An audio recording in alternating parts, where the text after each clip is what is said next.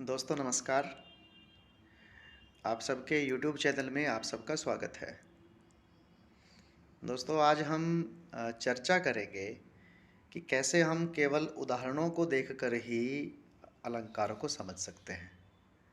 वैसे तो आपने बहुत सारे काव्य ग्रंथ पढ़े हैं जिसमें काव्य प्रकाश है, साहित्य दर्पण है, अलंकार सर्वस्व है। ऐसे बहुत सारे हमारे काव्य ग्रंथ हैं जिनमें आप पहले किसी का लक्षण देखते हैं, उसके बाद उसका उदाहरण देखते हैं। आपके सामने एक पेज है।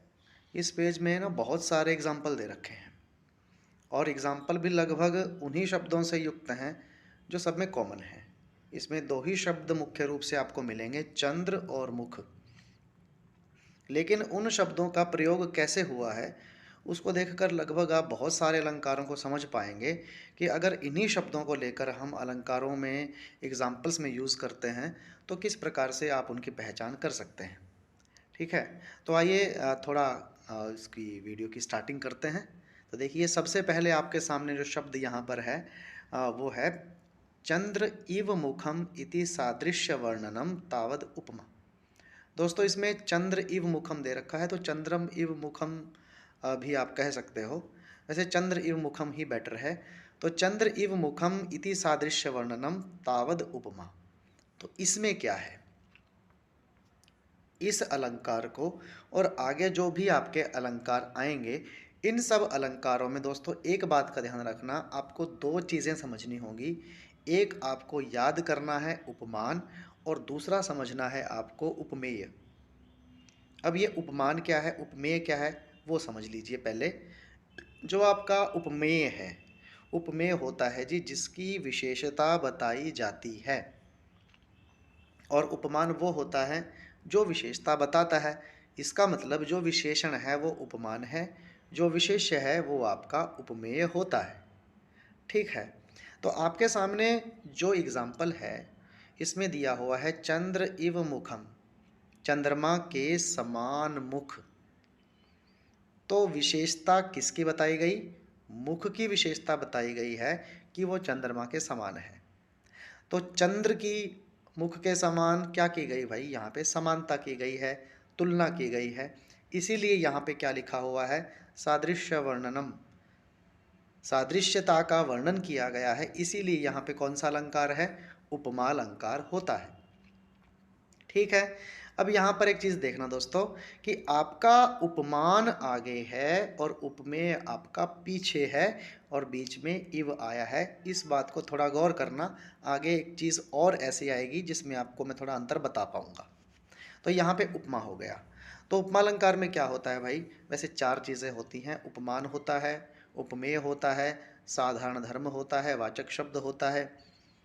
ठीक है, तो जहाँ पर उपमान भी हो, उपमेय भी हो और दोनों में क्या समानता है वो भी बताई गई हो और उस समानता को बताने वाले शब्द भी बताए गए हों, तो इन चारों चीज़ों से मिलकर जो अलंकार बनता है वो पूर्ण उपमा होता है। जैसे चंद्र उपमान है, मुख उपमेय है, वाचक शब्द इसमें इव है जो ये बता रहा है कि क्या हो रहा है। और साधारण धर्म क्या है, अब सीधी सी बात है, साधारण धर्म यहाँ पे मिस है।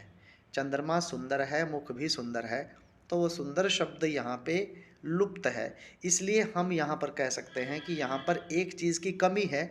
इसीलिए यहाँ पे उपमा अलंकार तो है लेकिन वो लुप्त उपमा अलंकार है, लुप्त उपमा अलंकार है, पूर्ण उपमा इसमें नहीं है। ठीक है, तो उपमान उपमेय को समझते रहेंगे। उसके बाद दूसरी पंक्ति में आइए, एक एग्जाम्पल आपको दे रखा है, चंद्र इव मुखम, मुखम इव चंद्र। ध्यान से देखना, चंद्र इव मुखम ये तो पहले भी दे रखा था, चंद्र इव मुखम इति सादृश्य वर्णनम तावद उपमा दिया हुआ था ना। अब यहाँ पे देखो क्या है, चंद्र इव मुखम दे दिया, आगे क्या दिया, मुखम इव चंद्र। तो चंद्र इव मुखम में चंद्र जो है उपमान है, विशेषण है, और मुख क्या है, आपका उपमेय है, विशेष्य है। लेकिन आगे क्या है, मुखम इव चंद्र, मुख के समान चंद्रमा है। यानी कि जो आपका चंद्र उपमान था, अगली पंक्ति में वो क्या बन गया भैया, वो उपमेय के रूप में प्रयोग हो गया, यानी उपमान बन गया उपमेय। तो जहाँ पर उपमान उपमेय बन जाए, उपमेय उपमान बन जाए, वहाँ पर आपका अलंकार होता है उपमेय उपमा। थोड़ा बड़ा कर देता हूँ इसको, देखो ध्यान से, लिखा हुआ है ना यहाँ पे कि चंद्र इव मुखम और मुखम इव चंद्र, तो यहाँ पे उपमेय उपमा है। आगे देखो आगे है मुखम मुखम इव इति अनन्वयः। अब देखो दोस्तों, इसमें चंद्र शब्द तो दे नहीं रहा, इसमें दिया हुआ है मुख, और मुख को मुख के समान ही कह दिया। ठीक है, तो जहाँ पर दो शब्द एक जैसे हों और दोनों को की तुलना कर दी जाए, तो वहाँ पर अलंकार होता है अनन्वय अलंकार होता है। कभी इव को देखकर आप समझ लें इसमें उपमा है, दोस्तों उपमा नहीं है, क्योंकि मुख का भी वही अर्थ है जो पहले वाला है, और जो दूसरे वाला है उसका अर्थ भी मुख ही है। आगे देखो क्या है कहते हैं मुखम इव चंद्र। अब मैं वही बात जो आपको पहले कह रहा था, ध्यान से देखो, पहले एग्जाम्पल में दिया हुआ था चंद्र इव मुखम, इसमें क्या दे रखा है मुखम इव चंद्र, यानी कि जो आपका उपमान है चंद्र वो पीछे है, और जो आपका उपमेय है मुखम वो आगे है। यानी इसमें जो आपका उपमान है वो पीछे है और उपमेय आगे है, और दोनों में तुलना की गई है, तो ऐसी जगह पर होता है दोस्तों प्रतीप अलंकार। जैसे उपमेय उपमा में क्या था दोस्तों, चंद्र इव मुखम भी दिया था और मुखम इव चंद्र दिया हुआ था, बस थोड़ा सा अंतर है, इस चीज को समझना। आगे देखिए चंद्रम दृष्ट्वा मुखम स्मरामि, इसके बाद लिखा है इति स्मरणम, इसमें स्मरण अलंकार है। तो भैया स्मरण कैसे है, इसमें स्मरामि में स्मृति धातु है जो याद करने के अर्थ में प्रयोग होती है। तो चंद्रम दृष्ट्वा, चांद को देखकर, मुखम स्मरामि, तुम्हारे मुख को याद कर लेता हूँ। तो किसी वस्तु को देखकर किसी चीज़ का को याद जब किया जाता है, तो दोस्तों याद रखना वहाँ पे स्मरण अलंकार है। काव्य प्रकाश इत्यादि में तो देखो, मैंने इसको शायद देखा नहीं है, आपने अगर कहीं देखा है तो ज़रूर बताना कमेंट में। तो जहाँ पर क्या कह सकते हैं, इसमें आप ये कहेंगे कि जब उपमान को देखकर उपमेय का स्मरण हो, क्या कहा मैंने, उपमान को देखकर उपमेय का स्मरण हो, वहाँ पे स्मरण अलंकार होता है। आगे देखो कहते हैं यहाँ पे मुखम एव चंद्र, तो थोड़ा बड़ा कर देते हैं, ध्यान से देखो, कहते हैं मुखम एव चंद्र, इसका मतलब क्या है, यहाँ पे देखो मुख ही चंद्रमा है, मुख ही चंद्रमा है, इन्हें चंद्रमा और मुख की तुलना नहीं की है, बल्कि मुख को चंद्रमा ही कह दिया, तो उपमान और उपमेय को बिल्कुल एक कर दिया, तो वहाँ पे रूपक अलंकार होता है दोस्तों, ध्यान रखना।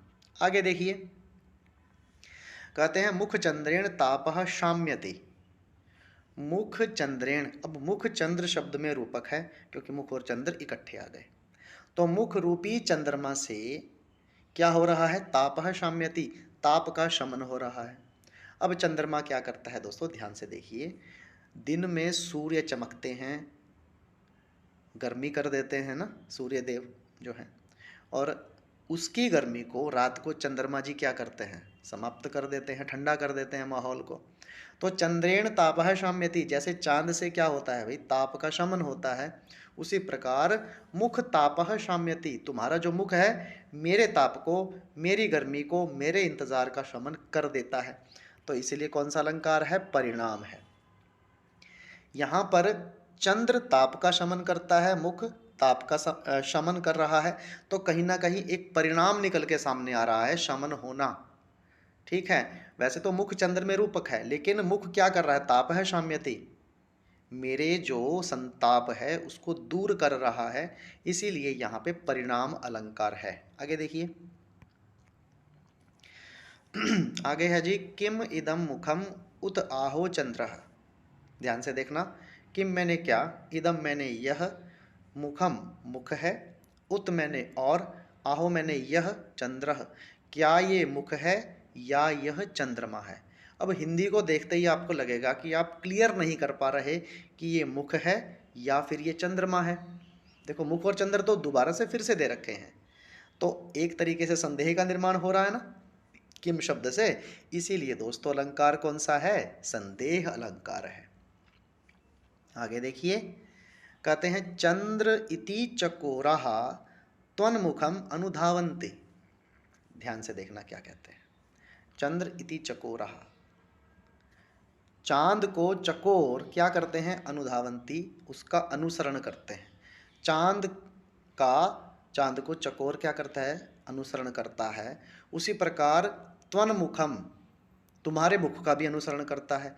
अब तुम्हारे मुख का अनुसरण कौन कर रहा है? चकोर कर रहा है या मैं कर रहा हूं?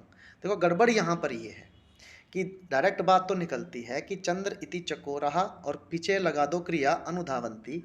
ये चंद्र इति चकोरः अनुधावंती, चांद का चकोर अनुसरण करता है, और त्वन मुखम अनुधावंती, तुम्हारे मुख का अनुसरण करते हैं। तो कौन करते हैं भैया? चकोर करते हैं या मुझे जैसे व्यक्ति करते हैं। इसीलिए यहाँ पे ये चीज़ क्लियर नहीं है दोस्तों, इसीलिए इस अलंकार का नाम है भ्रांतिमान। भ्रांति पैदा हो गई। कैसे? कि चंद्र इति चकोरा अनुधावंती, ये तो क्लियर है, लेकिन त्वन मुखम अनुधावंती, तुम्हारे मुख का भी अनुसरण कर रहे हैं, तो चकोर कर रहे हैं या फिर हम जैसे लोग कर रहे हैं, ये क्लियर नहीं है। इसीलिए यहाँ पे कौन सा अलंकार है? भ्रांतिमान अलंकार है। अब देखो दोस्तों ध्यान से, यही लाइन नीचे दे रखी है, चंद्र इति चकोरा दे रखा है, इति एक बार आया उसमें। इसमें देखो क्या है? चंद्र इति चकोरा कमलम इति चंचरी त्वन्मुखे रज्यन्ति। तो कहने का अर्थ क्या है कि चंद्र इति चकोरा रज्यन्ति, जैसे चकोर चांद को देखकर खुश होते हैं, उसी प्रकार कमलम इति चंचरी, और जो चंचरी आप कोई किसी जीव का नाम ले सकते हो, कमल को देखकर वो भी खुश होते हैं। और त्वन मुखे, और तुम्हारे मुख से फिर कौन खुश हो रहा है भाई? मैं खुश हो रहा हूँ। तो यहाँ पे तीन चीज़ों का वर्णन है, चंद्र से चकोर, कमल से चंचरी, और तुम्हारे मुख से कौन? मैं। लेकिन मैं यहाँ पे लुप्त है। तो तीनों कार्यों का यहाँ वर्णन दिया गया है और यहाँ पर उल्लेख सा ही किया गया है। तो यहाँ पर एक चीज़ और देखना, चंद्र इति चकोरा जो ऊपर था उसमें इति एक बार था, इसमें दो बार है, चंद्र इति चकोरा कमलम इति चंचरी, और लास्ट के कार्य का भी वर्णन किया गया है। इसीलिए दोस्तों यहाँ पे कौन सा अलंकार है? उल्लेख अलंकार यहाँ पर है। आगे देखो, कहते हैं चंद्रोयम न मुखम इति अपहनवः। अपहनवः भी कह सकते हैं इसे, अपहनूति अलंकार भी कह सकते हैं। क्या है इसका अर्थ? चंद्रोयम न मुखम, ये चंद्रमा है, मुख नहीं है। क्या कहा? ये चंद्रमा है, मुख नहीं है। इसका मतलब मुख का की जो डायरेक्ट आपका जो उपमेय है उसको क्या कर दिया? थोड़ा हीन भावना से मतलब हीन भावना तो नहीं कहेंगे, कि ये कह दिया कि ये तो मुख नहीं है, ये तो चंद्रमा ही है। किसी के मुख को देखकर चंद्रमा ही डायरेक्ट बोल दिया, तो एक तरीके से मुख को छुपाकर उसमें चंद्रमा के दर्शन कर लिए गए। तो किसी चीज़ को यहाँ पे छुपा दिया गया है, मुख को छुपा दिया, चंद्रमा को ही समझ लिया, इसलिए यहाँ पे अपहनूति अलंकार है। आगे देखो, अब है दोस्तों नूनम चंद्रः। नूनम शब्द का अर्थ होता है दोस्तों निश्चय ही, और चंद्रः शब्द का अर्थ है चंद्रमा। निश्चय ही ये चंद्रमा है। फिर इन्होंने आगे लिखा हुआ है इति उत्प्रेक्षा, ये उत्प्रेक्षा अलंकार है। तो दोस्तों एक चीज़ समझना, उपमा अलंकार में होती है तुलना और समानता, और जो आपका उत्प्रेक्षा अलंकार है इसमें होती है संभावना। संभावना क्या होती है? वो चीज़ हो भी सकती है और नहीं भी हो सकती। तो यहाँ पर क्या है, वैसे तो इन्होंने एग्जाम्पल कंप्लीट नहीं दिया है, थोड़ा आधा ही है कि नूनम चंद्रमा, निश्चय ही ये चंद्रमा है, हो भी सकता है नहीं भी हो सकता है। तो नूनम शब्द से आप यहाँ पे ग्रहण कर सकते हो उत्प्रेक्षा का। लेकिन एक बात और कह सकता हूँ कि अगर आपको क्रियापद के साथ कभी इव लगा मिले तो दोस्तों वहाँ पे उत्प्रेक्षा अलंकार होता है। ये पहचान काव्य प्रकाश में आप समझ लेना।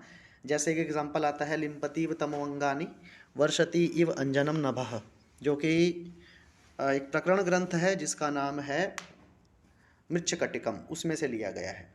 तो नूनम शब्द का प्रयोग है और डायरेक्ट आपके उपमान के साथ प्रयोग है, तो वहाँ पे उत्प्रेक्षा अलंकार है। आगे देखिए, कहा गया है चंद्रोयम, ये चंद्रमा है, ये चंद्रमा है, चंद्रोयम ये चंद्रमा है, मतलब मुख जो आपका शब्द है वो इसमें लुप्त हो गया, इसमें मुख लुप्त है केवल, यानी इसमें आपका उपमान दिया हुआ है और उसका सार्वनामिक विशेषण अयम दिया गया है कि ये चंद्रमा है, इसमें मुखम नहीं दिया गया है। तो ऐसी जगह पर बात को बढ़ा चढ़ा के प्रस्तुत कर दिया ना, तो इसलिए यहाँ पे हो गया आपका अतिशयोक्ति अलंकार जो आगे दे रखा है, ये देखो। तो अतिशयोक्ति में और अपहनुति अलंकार में क्या फर्क है? चंद्रोयम न मुखम, अपहनुति में कहा कि ये चंद्रमा है, मुख नहीं है, और अतिशयोक्ति में क्या कहा? चंद्रोयम। बस ये बात का ध्यान रखना। अब ये बड़ा इंपॉर्टेंट है भाई, इसको ध्यान से देखो। कहते हैं मुखेन चंद्र कमले निर्जीते, मुखेन चंद्र कमले निर्जीते इति तुल्य योगिता, मुख से चंद्र और कमल निर्जीते जीत लिए गए हैं, कि तुम्हारे मुख ने चंद्रमा को तो क्या कर लिया? मुखेन चंद्र निर्जीते मुखेन कमले निर्जीते, मुख ने चंद्रमा को जीत लिया, मुख ने कमल को जीत लिया। तो मुख आपका उपमेय है, चंद्र उसका उपमान है। तो एक तो पहले उपमान को ढेर कर दिया मुख ने, जीत लिया है, फिर दूसरे उपमान को भी ढेर कर दिया, कमल को भी ढेर कर दिया। तो यहाँ पर दो उपमान और एक उपमेय है, ध्यान रखना, दो उपमान और एक उपमेय है, तो दोनों को बराबर रूप से तुल्य किया गया है। दोनों देखो, चंद्र और कमल एक जैसे हैं, उपमान एक जैसे हैं, ठीक है।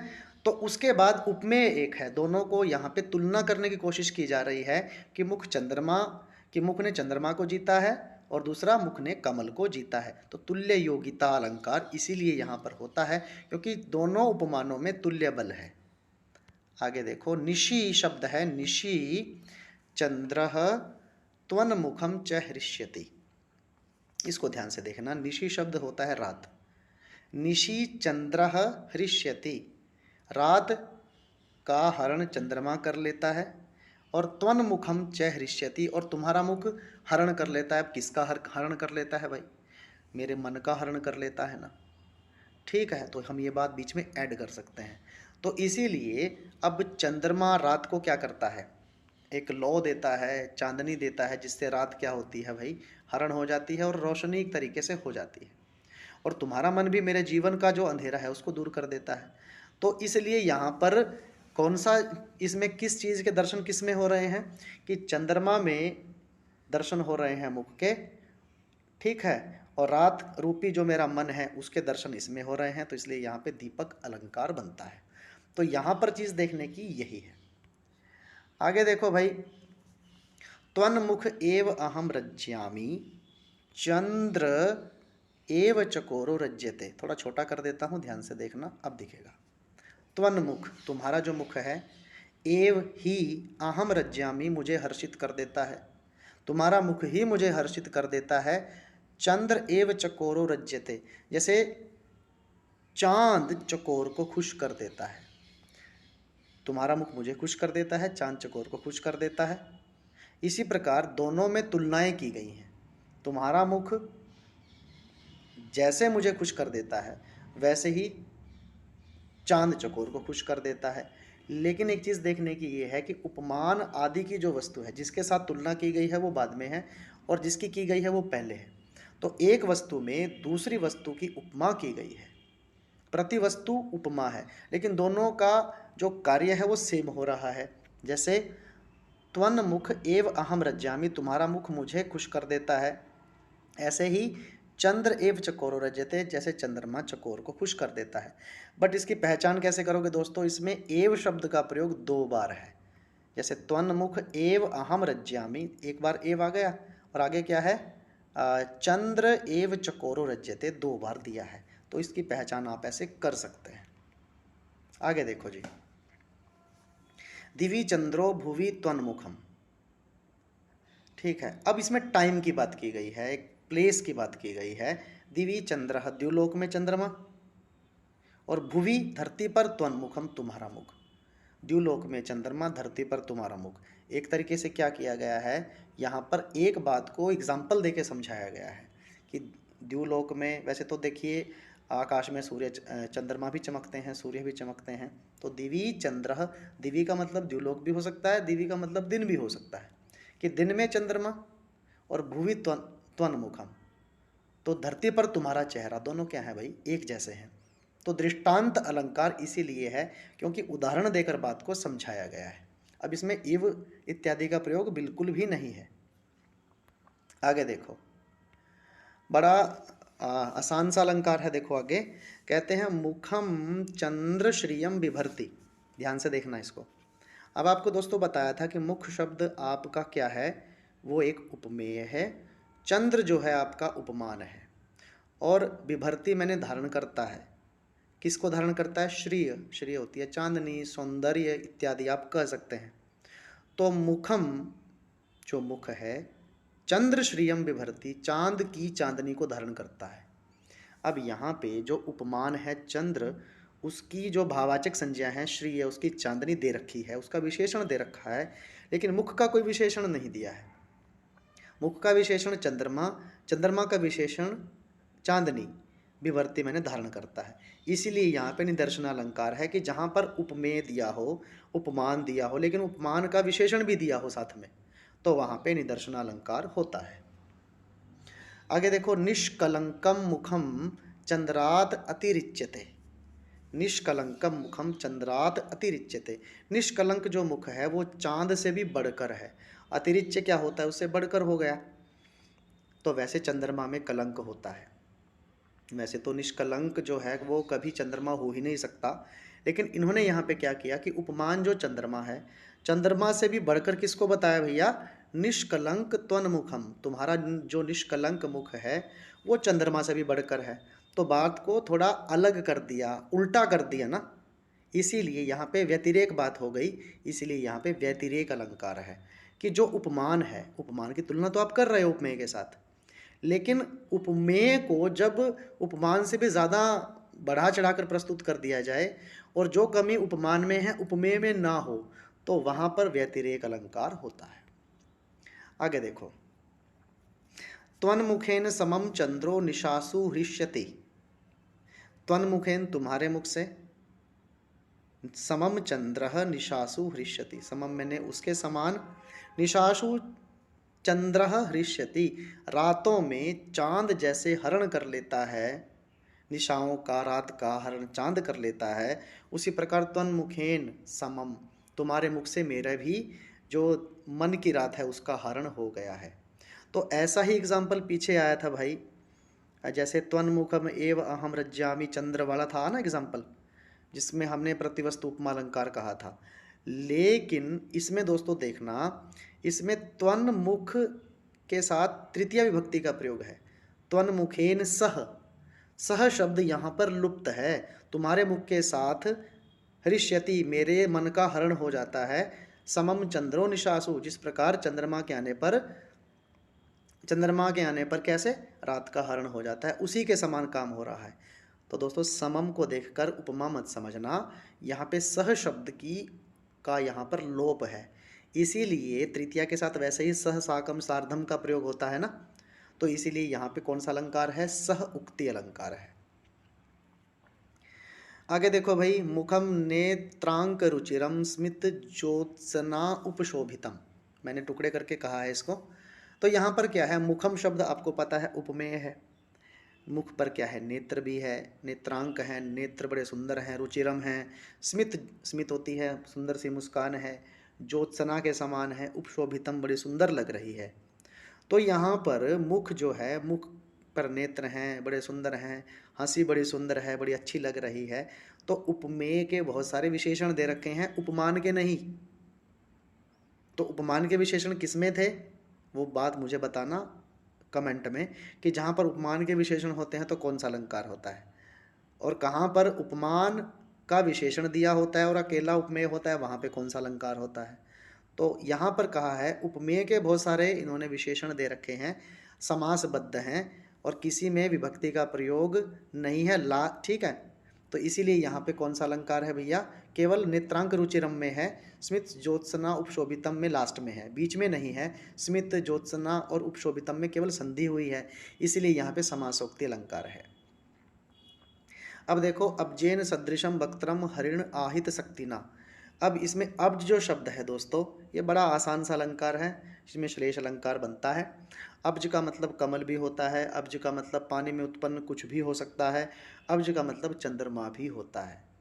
तो अब्जेन सदृशम वक्त्रम, अब्ज के समान वक्त्र है, वक्त्र होता है मुख, तो चंद्रमा के समान भी मुख हो सकता है, कमल के समान भी मुख हो सकता है, तो अगला पढ़ने की आवश्यकता ही नहीं है।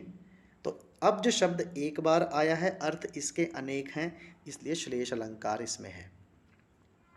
लास्ट में देखिए क्या दे रखा है इन्होंने, मुखस्य पुरतः चंद्रो निष्प्रभः, कि मुख के पुरतः मैंने सामने, चंद्र निष्प्रभः, चांद जो है वो निष्प्रभ है, उसकी चांदनी भी कम है। तो मुख को, यानी जो उपमेय है जिसकी तुलना की जा रही है, किसके साथ की जा रही है? चंद्रमा के समान। और चंद्रमा की जो चांदनी है वो कैसी है? निष्प्रभ हो गई, यानी उपमेय को बढ़ा दिया और उपमान को कम कर दिया। तो ऐसी जगह पर कौन सी, किसकी प्रशंसा होगी? तो प्रशंसा तो चांद की होनी चाहिए थी ना, क्योंकि वो उपमान है, लेकिन प्रशंसा किसकी हो रही? जो अप्रस्तुत है। तो इसीलिए यहाँ पे कौन सा अलंकार है भाई? अप्रस्तुत प्रशंसा अलंकार है। तो ये एग्जाम्पल एक जैसे हैं, इन सब में किसके वजह से कौन सा अलंकार बन रहा है वो सारे मैंने आपको इस वीडियो में बताने की कोशिश की है। फिर भी कोई जल्दबाजी में कोई ना कोई चीज़ जल्दबाजी में हो जाती है, कोई छूट जाती है, तो वो कोई छूट भी गई होगी तो उसके लिए मैं क्षमा प्रार्थी हूँ। बट दोस्तों एक बात याद रखना, इन सब में उपमान और उपमेय का ही रोल ज़्यादा है। तो जितने अलंकार ये कुछ थे आपको मैं बता पाया, और आगे भी कोई वीडियो देखेंगे जिसमें एग्जाम्पल से अलंकारों को समझाया जाए। बाकी डेफिनेशन देखो आपको किताबों में मिल जाती है किसमें क्या है, लेकिन वो एग्जाम्पल अगर एक जैसे एग्जाम्पल सभी के होते हैं ना, तो कंपैरिजन करने में दिक्कत नहीं आती है। तो इसीलिए आपको ये वीडियो शायद पसंद आई होगी। अगर पसंद आई है तो अच्छी बात है, नहीं पसंद आई है तो भाई कमेंट बॉक्स में बता देना कि क्या चीज़ इसमें अच्छी नहीं लगी। तो वीडियो देखने के लिए आपका बहुत बहुत धन्यवाद।